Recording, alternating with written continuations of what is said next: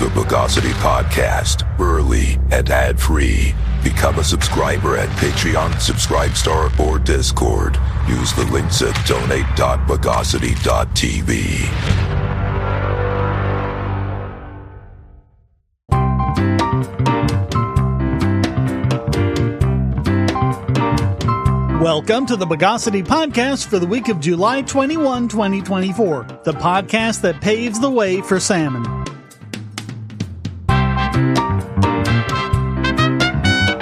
This is your host, Shane Killian. Let's pre-consolidate the news of the bogus. I've had this theory for years now that the more you see something sponsored on YouTube, the more wary you should be about actually using it. How many Squarespace sponsorships have you seen? And how many YouTubers do you believe have actually used it? Again, there are no sponsorships here on the podcast. There are affiliate links to products I use. I stop using them, I stop giving the links. But sponsors I've always had a funny feeling about, which felt justified after so many VPNs being advertised ended up being not so private after all. Well, now, Squarespace has been the victim of a pretty severe hijack that should have been really easy to avoid. After they bought up Google Domains a year ago, giving them control over 10 million domain names, hackers learned they could commandeer any of these accounts just by putting in the email address.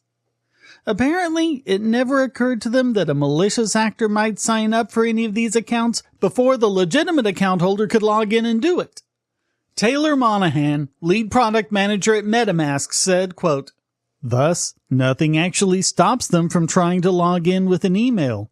And since there's no password on the account, it just shoots them to the create password for your new account flow. And since the account is half initialized on the back end, they now have access to the domain in question." The primary targets seem to have been cryptocurrency businesses like Seller Network, Compound Finance, Pendle Finance, and Unstoppable Domains.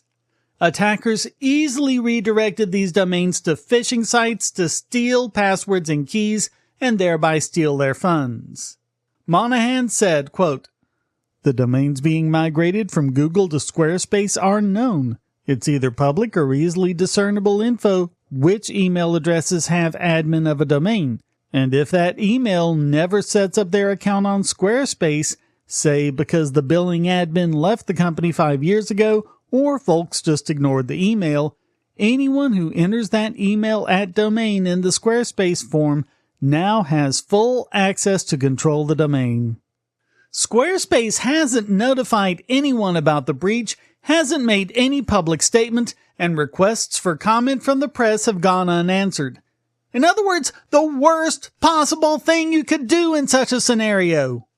And unless you just happen to log in before your domain is compromised, there's nothing much you can do, according to Monahan. Quote, "Squarespace can't support users who need any control or insight into the activity being performed in their account or domain. You basically have no control over the access different folks have. You don't have any audit logs. You don't get email notifications for some actions. The owner doesn't get email notification for actions taken by a domain manager.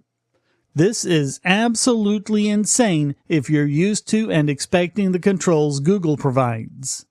So if you bought Google Workspace or have anything else through Google Domains, you're with Squarespace now, sunshine, and you'd better log in quick before someone else does, or they'll get access to your Google Workspace account as well. The story in the show notes links to a comprehensive guide for locking down your Squarespace account. If you think you might be affected, check it out now. And in either event, think twice before using Squarespace. If you're looking for a way to support this channel, but you don't have any spare cash and you can't stand ads, you can do so by generating your own cryptocurrency. Use the links at the bottom of the description to follow the link to Odysee.com to listen to the podcast and see all of my YouTube videos as well. Just watching videos will produce cryptocurrency for the creator and yourself. And since Odysee is always monetized and never censored, you'll have no problem seeing all the videos from your favorite creators. You can also use the library credits you create at Odyssey to tip creators and even purchase paid content. Earn library credits through various rewards, including daily view rewards and the number of shares and invites. And you can interact with creators in all sorts of ways, including like and dislike, comment, boost a post by supporting it, repost it, and share to other sites, all while earning crypto for the creator. Easily monetize yourself and your favorite creators using cryptocurrency without advertising. Use the link below to visit this channel on Odyssey.com and see many of your other favorites there as well.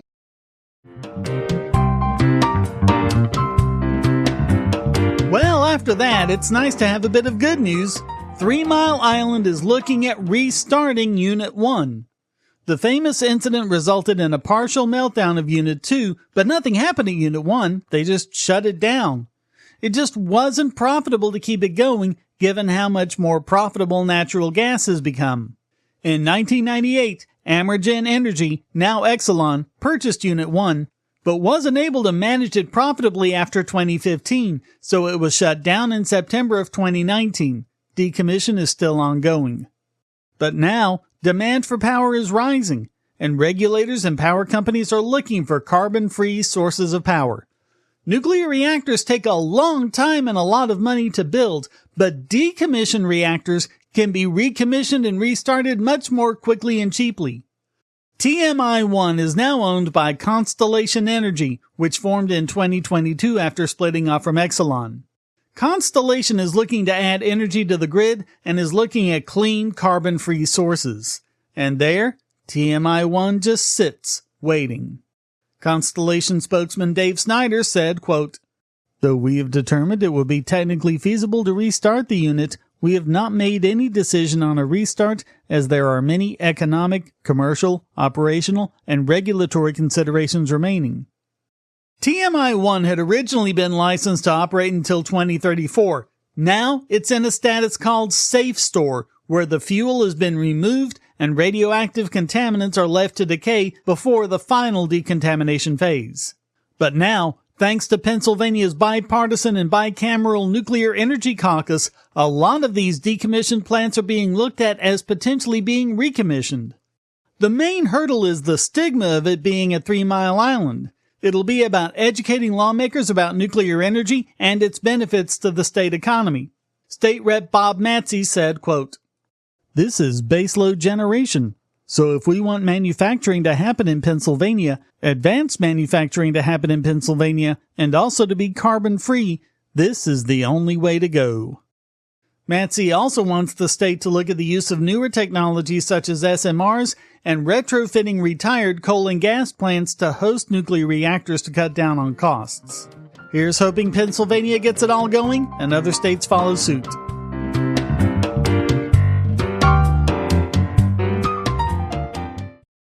If you're on the Wi-Fi in a coffee shop or hotel, anyone on that network can get your traffic. Do you really trust all of those strangers? For that matter, do you really trust your ISP? A VPN can protect you from prying eyes, disguise your location, and even foil government censors. It's essential in this day and age, so go to vpn.bogosity.tv and you'll be taken to BoxPN. Starting at just $2.99 a month, you can get unlimited high-speed connections to VPN servers all over the world, and they don't log connections, so your privacy is assured. Traveling abroad, just VPN home, and don't worry about what those other governments are doing. Back at home, stop your ISP from traffic shaping and messing with the quality internet access you're paying good money for. You can connect from multiple machines at once, including your smartphone or tablet, and it supports all the secure standards, including OpenVPN and SSTP. Bypass censors and surveillance with your own secure VPN connection. Go to vpn.bogosity.tv.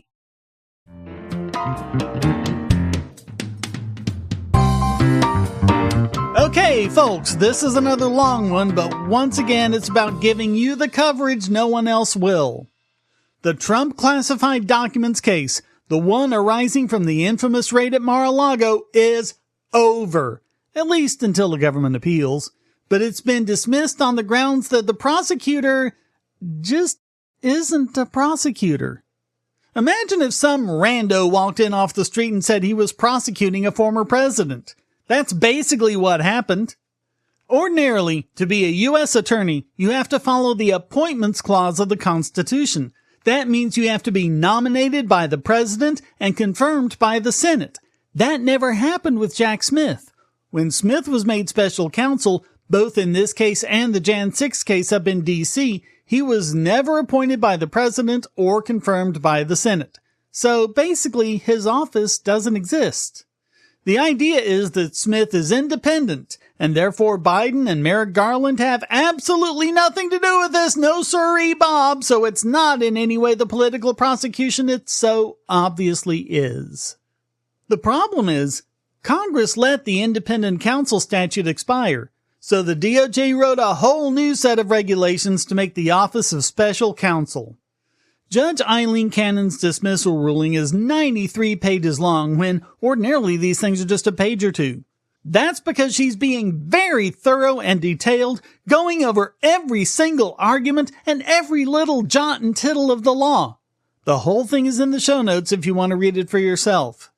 Page 8 is where she talks about the special counsel regulations. Quote, "The notice of final rule states that the regulations replace the procedures for appointment of independent counsel pursuant to the Independent Counsel Reauthorization Act of 1994. So they just made up new regulations that weren't based on any law.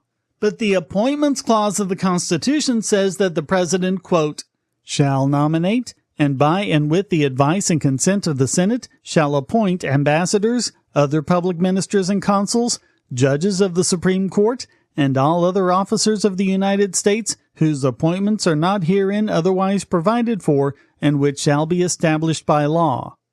But if the office wasn't established by law, in other words, enacted by Congress as a statute, not just passed as regulations, they can't just create the office. Quote, "As most relevant here, and as explored more fully below, the special counsel regulations declare the grounds for appointing a special counsel from outside the United States government, direct the Attorney General to establish the jurisdiction of a special counsel, authorize the special counsel to wield, within the scope of his or her jurisdiction, the full power and independent authority to exercise all investigative and prosecutorial functions of any United States attorney, permit the Attorney General to remove the special counsel, but only for misconduct, dereliction of duty, incapacity, conflict of interest, or for other good cause, including violation of departmental policies.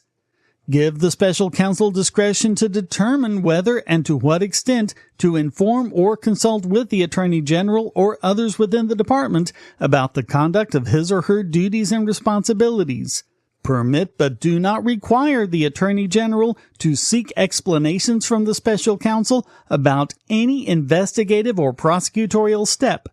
Dictate that the special counsel shall comply with the rules, regulations, procedures, practices, and policies of the Department of Justice, and authorize the Attorney General, on a permissive basis and after review, to determine that a particular action of the special counsel should not be pursued because it is so inappropriate or unwarranted under established departmental practices."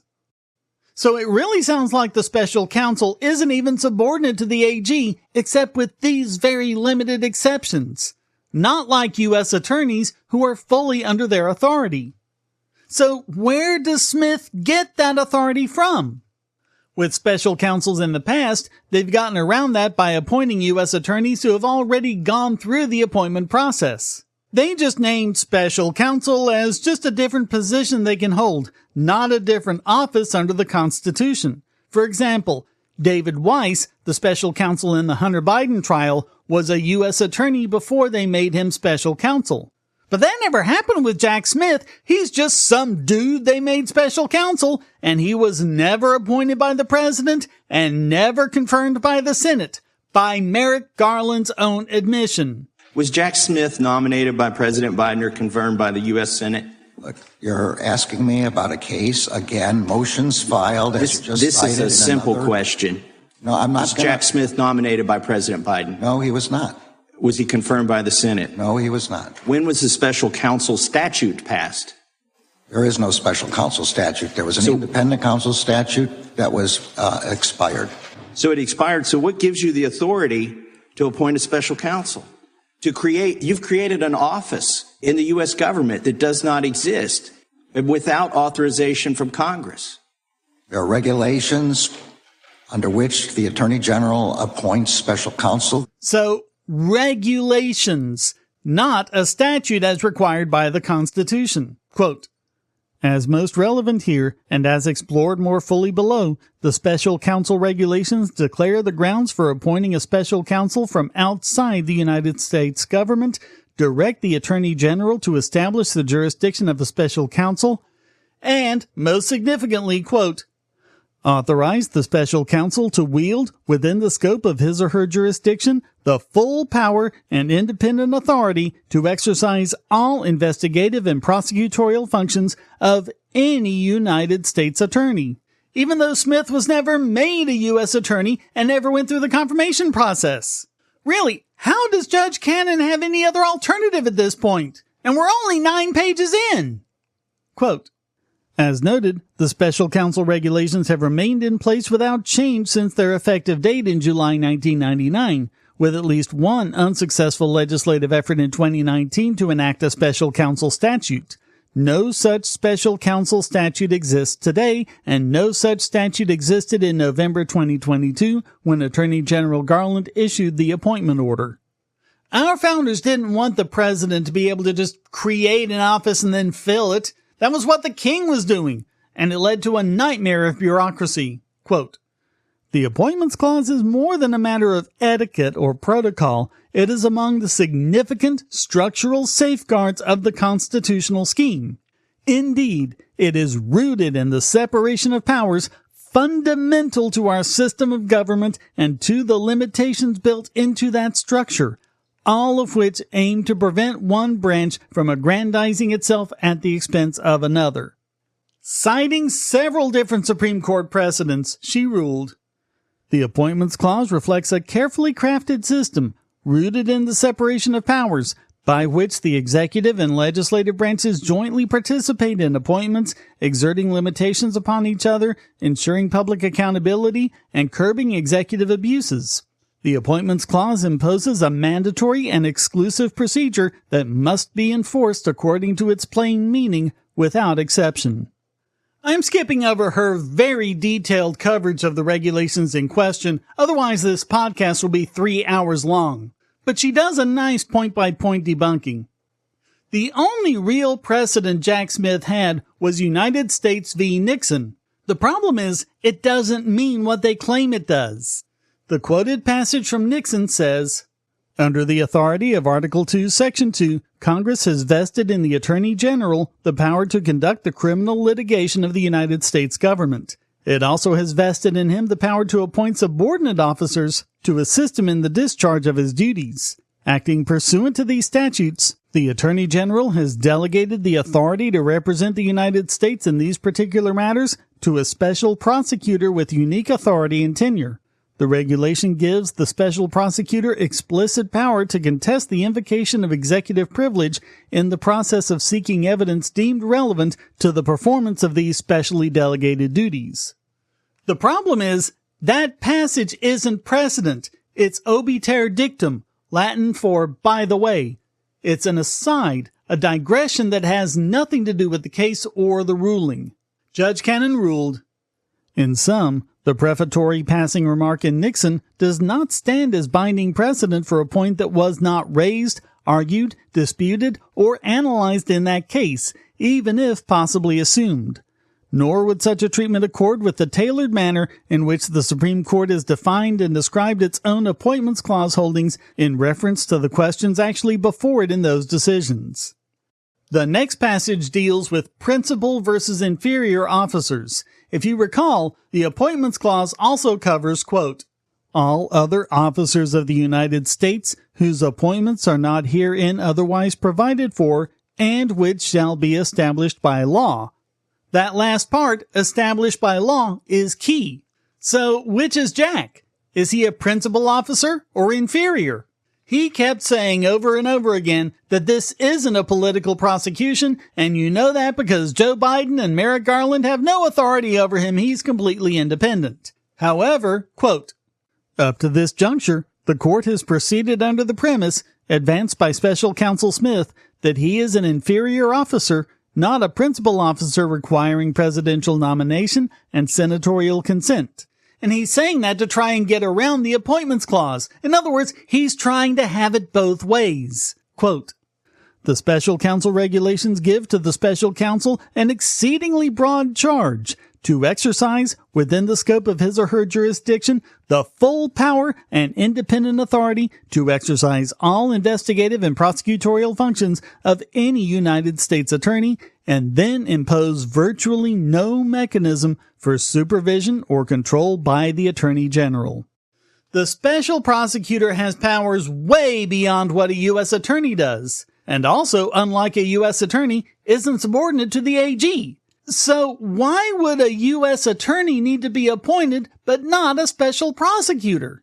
She said that, quote, "The special counsel's defined jurisdiction and tenure present a mixed and candidly unhelpful picture." And in a footnote, she added, "What is more, during the hearing, and specifically during questioning about the special counsel's degree of direction and supervision vis-a-vis the Attorney General, counsel for the special counsel refused to answer the court's questions regarding whether the Attorney General had played any actual role in seeking or approving the indictment in this case. In doing so, counsel appeared to invoke a deliberative process privilege or other standard Justice Department policy, although none of the court's questions solicited the substance of any internal deliberations. Ultimately, counsel for the special counsel appeared to acknowledge some degree of actual oversight consistent with the regulations, but again resisted any further interpretation.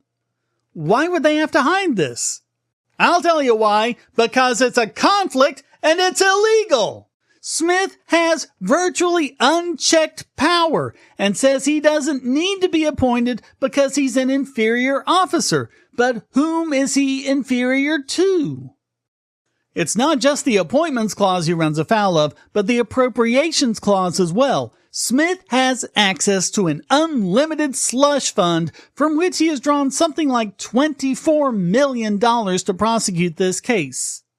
Article 1, Section 9, Clause 7 of the Constitution reads, "No money shall be drawn from the Treasury, but in consequence of appropriations made by law, and a regular statement and account of the receipts and expenditures of all public money shall be published from time to time." Judge Cannon ruled, "By its terms, the indefinite appropriation is available only to independent counsels appointed pursuant to the provisions of law. The Independent Counsel Act expired in 1999, meaning that Special Counsel Smith must identify other law authorizing his appointment to access the indefinite appropriation. Both sides agree that other law, for present purposes, is the collection of statutes cited in the appointment order. For all of the reasons the court found no statutory authority for the appointment, Special Counsel Smith's investigation has unlawfully drawn funds from the indefinite appropriation. The court notes the inherent tension in the special counsel's position on this issue.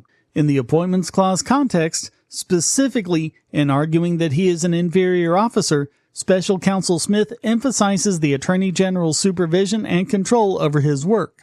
Yet in the appropriations clause context, he asserts that he is sufficiently independent to draw funds from the indefinite appropriation.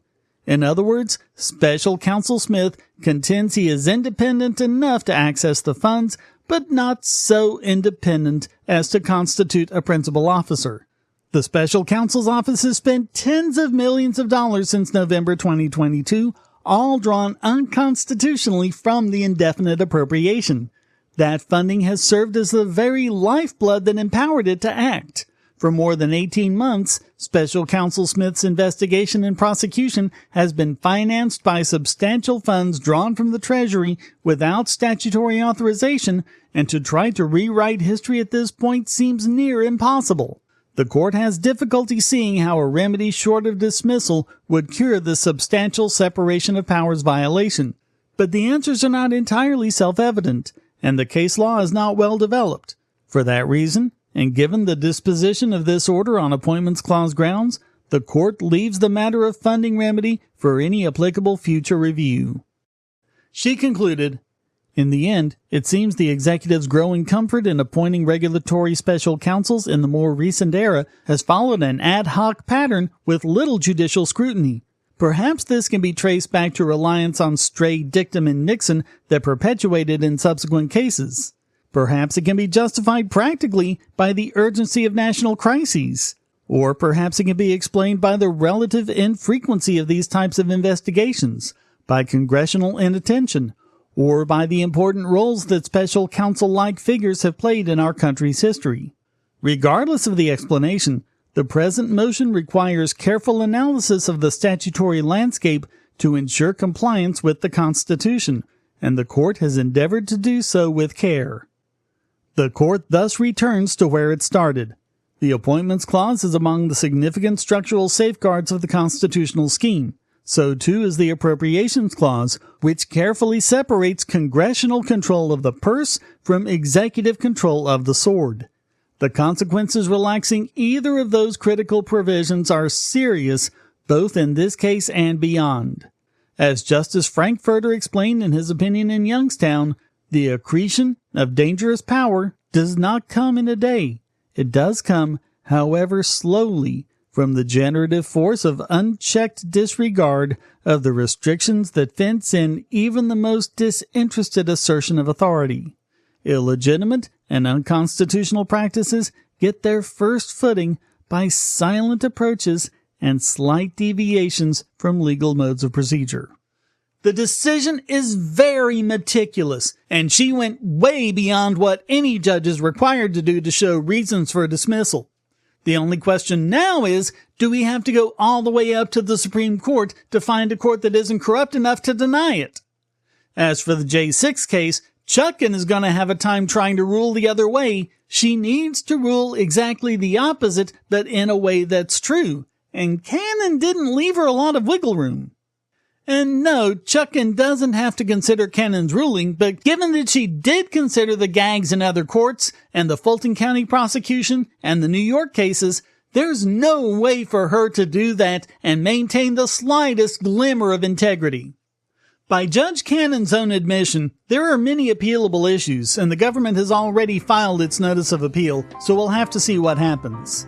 But you can see quite clearly that the ruling is not what the news media is making it out to be.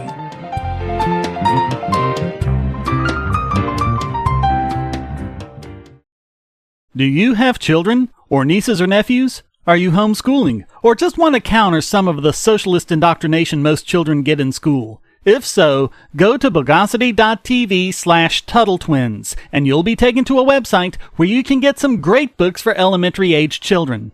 The Tuttle Twins books are books about liberty and free market economics that include children's versions of Bastiat's The Law, Leonard Read's I, Pencil, and Hayek's The Road to Serfdom, as well as books about the Federal Reserve and how regulations protect business cronies. They'll learn about the harm caused by eminent domain, or regulations passed in the name of safety, and fundamental concepts of liberty. And as you can see from the sample pages on the website, they're all easy to read and nicely illustrated. They're just $9.99 a piece, or get a special discount as well as free bonuses when you purchase all 5. You can even buy in bulk to donate to schools and local libraries. So get the Tuttle Twins books at bogosity.tv/TuttleTwins.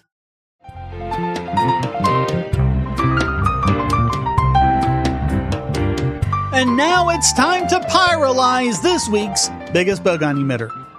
And it's another one for the EU, this time for an absolutely ridiculous hydrogen power policy.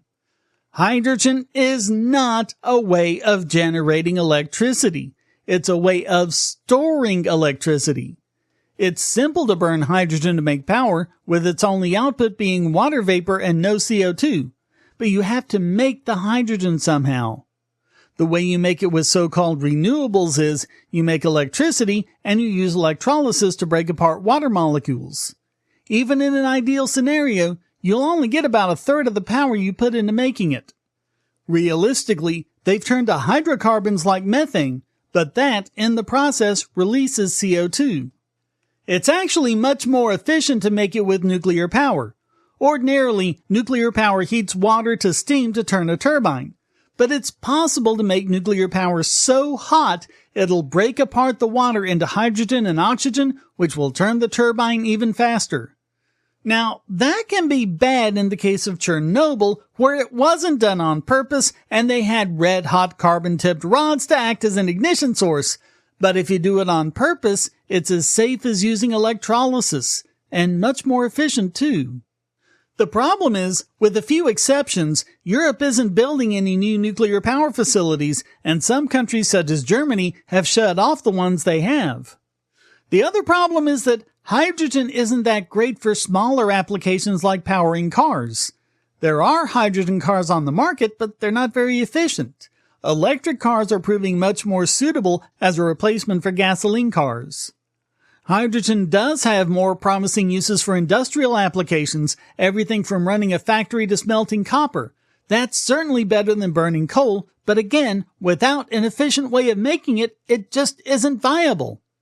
The EU has pinned a lot of its hopes for its 2050 zero CO2 target on hydrogen, and recently the European Court of Auditors published their findings on the progress of that plan. To give you an idea, they subtitled the document, "Time for a Reality Check." They found that the EU had set production and import targets that were completely unrealistic. They didn't have a target price for hydrogen, development is slow, investors are uncertain, and potential users just aren't interested.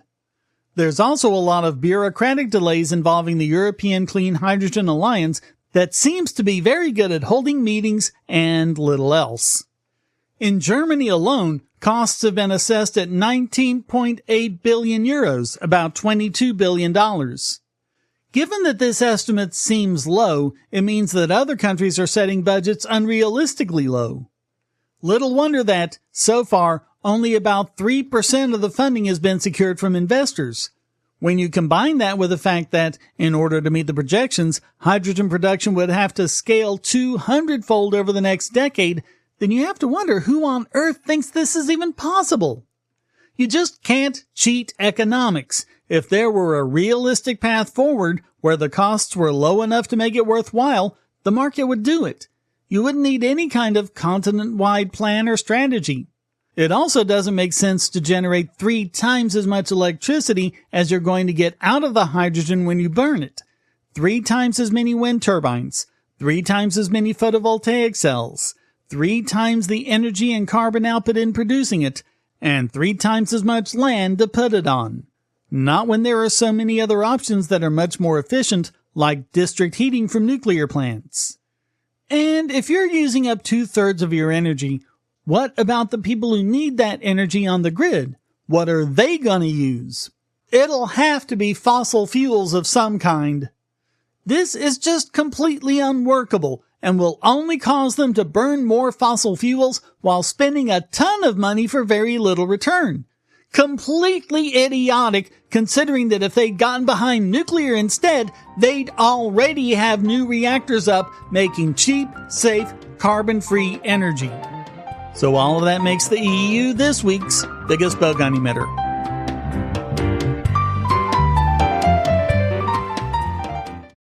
I want to tell you about the eyeglasses I've been wearing for years. As people can see on my videos, I have a very strong prescription, which makes glasses more expensive, especially when I need computer glasses, reading glasses, prescription sunglasses, and most expensively, progressive lenses for general everyday wear. To save money while still getting quality glasses, I get them from Firmoo. In fact, I just got a pair of progressives with high-index aspherical lenses and a nice pair of frames my wife loves for just over $100. It would have been $500 to get them through my eye doctor. Not only do they look good, the glasses are durable. I've worn many pairs for several years without problems. All orders come with a 30-day return policy, a 3-month warranty, and one-on-one customer service. Go to Firmoo, that's FIRMOO.Bogosity.tv anytime you need quality glasses at a low price. Once again, that's Firmoo.Bogosity.tv.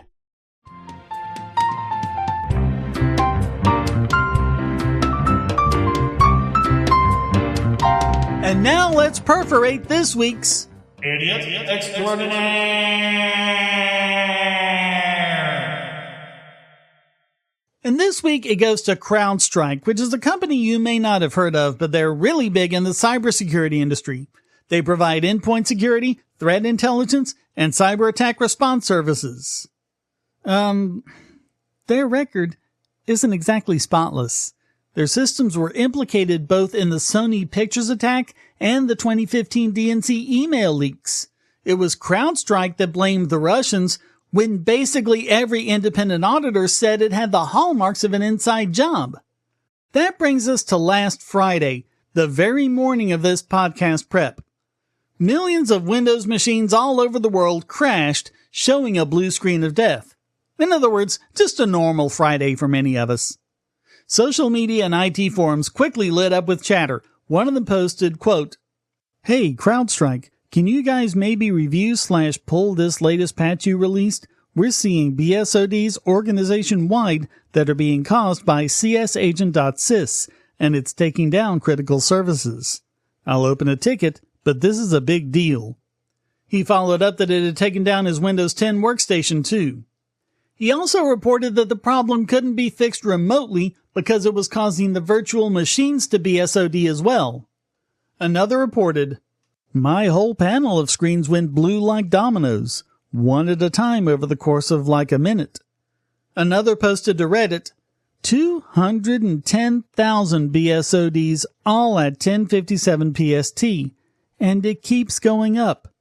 This is bad. Looks like around 16K hard down, not including the couple thousand servers that need to be manually booted into safe mode to be fixed. God save the slumbering support techs that have no idea what they are in for today. Another posted, "Can't log in. Can't rename driver file because I don't have the BitLocker key. Can't get the BitLocker key because servers are down. This is a nightmare." Forums reported that CrowdStrike issued an advisory with a URL that includes the text, "Tech Alert Windows Crashes Related to Falcon Sensor 2024-719, but it's behind a reg wall that only customers can access." The FAA even required all flights to land over this. They released a statement saying, "The FAA continues to work closely with airlines as they work to resume normal operations. Ground stops and delays will be intermittent at various airports as the airlines work through residual technology issues. Please contact the airlines for more information and monitor www.fly.faa.gov for real-time airspace updates." Similar statements were released by aviation authorities in the UK and Europe. In addition, people couldn't book appointments with their doctor, train lines in the UK were disrupted, and many emergency service lines were down. The company finally issued a workaround. 1. Boot Windows into safe mode or the Windows recovery environment. 2. Navigate to the C:\Windows System32 drivers CrowdStrike directory. 3. Locate the matching file C-00000291*.sys and delete it. 4. Boot the host normally. And you have to do that on every single device, manually. And it can't be done remotely. You have to physically walk to the machine. Just the scale involved in terms of getting everything back up and running is enormous. The company rep also posted, "That workaround won't help everyone though, and I've no further actionable help to provide at the minute." In response, the company's stock dropped hard, a good 19% down to 277. The big question is, whose big idea was it to push down a production update on a Friday? And hey, you know that thing Android does where they roll out updates regionally instead of all at once? Turns out there's a reason why. As for the rest of us, maybe don't give kernel mode driver access for your entire enterprise for a single company to update without your testing and approval. The biggest and best criticism came from open source legend Eric S. Raymond, author of The Cathedral and the Bazaar. He contrasted this disaster with an incident earlier this year when a malicious programmer inserted a backdoor into the Linux utility xzutils. He posted to X, "Because all that code was open source and could be audited, somebody caught it in time, before it could escape onto the net and do real damage. And all I can do is shake my head wearily and wonder, are you people just plain stupid? I and others have been trying to warn everyone for decades about the fragility of closed source software and the proprietary distribution chain. Secrecy proliferates places for bugs to lurk. As our civilization becomes more and more dependent on software to keep the wheels turning, the risk and deadliness of that secrecy is only rising. Take this day as a warning, because the next disaster of this kind will only be worse and could cost millions of lives. Get the hell out of closed source now, not just operating systems like Windows, but applications too. The civilization you save could be your own. So, not surprisingly, he got a lot of pushback. People claimed that this could easily happen on open source systems too. He responded, "Of course it could, because open source is not a magic bullet against software complexity, because nothing is that magic bullet." But it hasn't. The reason it hasn't is that in open source land, updates are generally pull rather than push. They happen on the user's timing, not the vendor's. So they don't all happen at once, and risk-tolerant early adopters can raise the alarm before a bug or crack can wreak real havoc. Power is in the hands of the users where it belongs. This isn't something to sing kumbaya about, it's a risk mitigation. How much of one? Well, reality just punched us in the face with evidence of how much open source makes your odds better. The XZ hack in February could have caused the worst worldwide outage in history, but didn't because it was caught in time. This one wasn't and did. And when people complained that you need closed source for innovation, he came back with, "Clowns, the open source culture, before it was named and self-conscious, gave you the freaking internet, the most colossal software innovation in history. I was there. I had a hand in it. So when idiots say we don't innovate, I have a particular personal right to point and laugh." We seriously need to take this as a wake-up call. How much power are we going to hand over to centralized corporations, and how much are we going to take back for ourselves, or put into decentralized solutions where a problem like this couldn't affect everyone? As for CrowdStrike, how could it even happen? It didn't crash a box here and there with a weird configuration they couldn't have tested for. It really seems to have crashed all of them. Did they not even do a quick boot test with their own software before deploying it? So all of that makes CrowdStrike this week's Idiot Extraordinaire.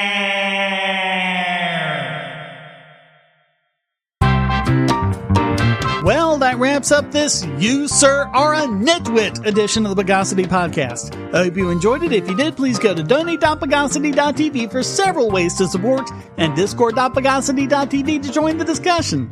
Subscribe at the Discord or Patreon or Subscribestar, and you can listen early and ad-free. Thank you for listening. Until next time, here's a quote from Eric S. Raymond. "On first blush, this looks to be about money, but it is about power. Is power going to the information monopolies, or will it go to developers and users?"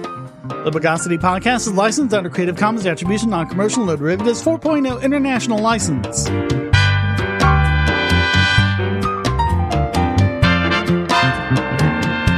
Bogosity.